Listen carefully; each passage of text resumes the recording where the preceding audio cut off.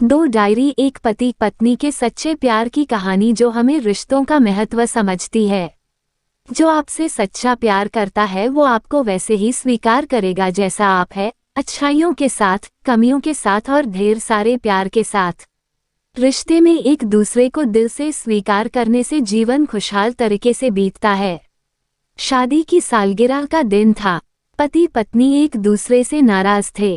कुछ देर पहले दोनों में किसी बात पर जोरदार बहस हुई थी और ये नाराजगी उसका ही नतीजा थी। दोनों की शादी को 5 साल हो चुके थे। इन 5 सालों में उनका प्यार धुंधला पड़ने लगा था। प्यार की जगह शिकायतों ने ले ली थी।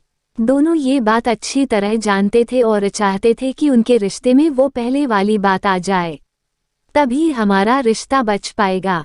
मैं चाहती हूँ कि अगले 1 साल में तुम्हें मुझमें जो भी कमियां दिखाई पड़े वो तुम इस डायरी में लिख देना। मैंने अपने लिए भी एक ऐसी ही डायरी ले ली है जिसमें मैं तुम्हारी कमियां लिखा करूँगी।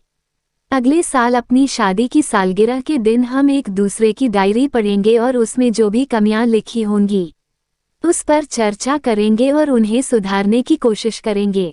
पति तैयार हो गया। वक्त गुजरता गया और 1 साल बीत गया।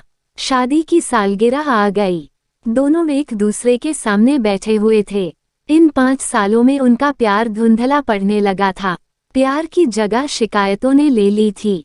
दोनों ये बात अच्छी तरह जानते थे और चाहते थे कि उनके रिश्ते में वो पहले वाली बात आ जाए, तभी हमारा रिश्ता बच पाएगा। मैं चाहती हूँ कि अगले 1 साल में तुम्हें मुझमें जो भी कमियां दिखाई पड़े वो तुम इस डायरी में लिख देना। मैंने अपने लिए भी एक ऐसी ही डायरी ले ली है जिसमें मैं तुम्हारी कमियां लिखा करूँगी। अगले साल अपनी शादी की सालगिरह के दिन हम एक दूसरे की डायरी पढ़ेंगे और उसमें जो भी कमियां लिखी होंगी उस पर चर्चा करेंगे और उन्हें सुधारने की कोशिश करेंगे। पति तैयार हो गया। वक्त गुजरता गया और 1 साल बीत गया। शादी की सालगिरह आ गई। दोनों एक दूसरे के सामने बैठे हुए थे। पहले पत्नी ने अपनी डायरी पति की तरफ बढ़ाई। पति डायरी के पन्ने पलटने लगा। पहला पन्ना, तुमने पिछले साल मेरे बर्थडे पर मुझे कोई तोहफा नहीं दिया। मुझे बहुत बुरा लगा। तुम्हें तोहफा देना चाहिए था। दूसरा पन्ना, जब मेरे मम्मी डैडी हमारे घर आए थे तब हमने मूवी देखने का प्लान बनाया था, लेकिन तुम उस दिन ऑफिस से देर से लौटे। मम्मी डैडी के सामने मुझे नीचा देखना पड़ा। तुम्हें वादा निभाना सीखना होगा।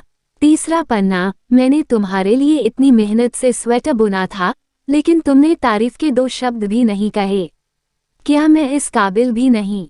इसी तरह डायरी के सारे पन्ने भरे हुए थे। पति ने जब डायरी पढ़ ली तब पत्नी बोली, मुझे लगता है कि अब से तुम ये गलतियां नहीं करोगे। अब पत्नी ने पति की डायरी खोली। उसका पहला पत्र भी खाली था, दूसरा भी और तीसरा पन्ना भी खाली था। पत्नी ने देखा कि डायरी के सारे पन्ने खाली हैं। वह नाराज होते हुए बोली, तुम मेरी एक बात भी नहीं मान सकते। मैंने साल भर कितनी मेहनत से पूरी डायरी लिखी और तुम एक पन्ना भी नहीं लिख सके। पति ने कहा, आखिरी पन्ना खोलो, उस पर मैंने सब लिख दिया है। पत्नी ने आखिरी पन्ना खोला और पढ़ने लगी। उसमें लिखा था, डियर, चाहे तुमसे जितनी शिकायतें करूं, तुमसे जितनी बहस करूं, सच ये है कि मैं तुम्हारा दिल से आभारी हूं, क्योंकि इतने सालों में तुमने मुझे और मेरे परिवार को बहुत प्यार दिया है। इसलिए इस डायरी में लिखने के लिए मेरे पास कुछ नहीं है। ऐसा नहीं है कि तुम में कोई कमियां नहीं, लेकिन तुम्हारे प्यार, समर्पण और त्याग के सामने वो सारी कमियां बौनी हैं। हजारों कमियां हैं मुझमें, इसके बावजूद तुम मेरी परछाई बनकर हरदम मेरे साथ रहती हो। भला अपनी परछाई की भी कोई कमी निकालता है? तुम जो हो, जैसी हो, मैं तुम्हें बहुत प्यार करता हूँ और इसी तरह तुमसे लड़ते झगड़ते और प्यार करते अपनी सारी जिंदगी गुजार देना चाहता हूँ। उम्मीद है तुम मुझे और मेरे परिवार को यूं ही प्यार करती रहोगी। ये पढ़कर पत्नी की आंखों में आंसू उमड़ आए। उसने उसी समय अपनी डायरी पति के हाथ छीन ली और उसे जला दी।